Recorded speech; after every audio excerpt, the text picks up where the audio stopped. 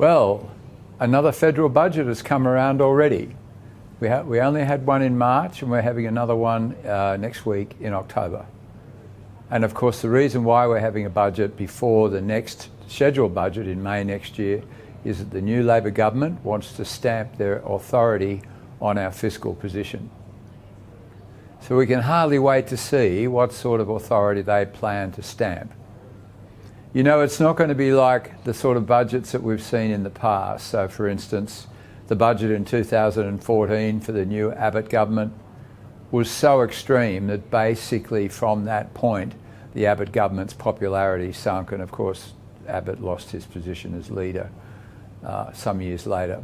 This one's not going to be like that. This government is going to be quite cautious in terms of the initiatives that they'll be offering.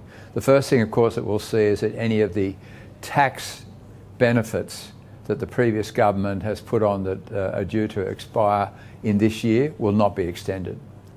The government will certainly confirm its budget promises, but that's only about $15 billion. Think about how much the government spent during COVID, $380 billion. And they'll be pretty much self-funding because they've identified about $8 billion of savings around reducing money being paid to consultants, around multinational taxes. So it's going to be quite a cautious budget in that sense. But it's not that it's not going to be involved with some very big numbers. So we've been told that the 2021-22 deficit came in at $48 billion less than the budget in March expected. And we think that in this budget, the 22-23 number will mean that over those first 2 years, the government will be $81 billion ahead. And yet over the 5 years, we think they'll only be $27 billion ahead. So that means in the last 3 years, the budget will deteriorate by about $54 billion compared to where the March budget expected things to be. So why is that? Well, the first reason, of course, is that the economy has slowed down and inflation has lifted. So the cost of programs has gone up with the higher inflation, and the slowing in the economy means a higher unemployment rate, a lower wages growth. But more importantly, that $54 billion deterioration in the last 3 years compared to the last budget is going to be very much driven by this government saying, look, those programs that were in the last budget, NDIS, aged care, health care, those programs have been under-costed by the last government.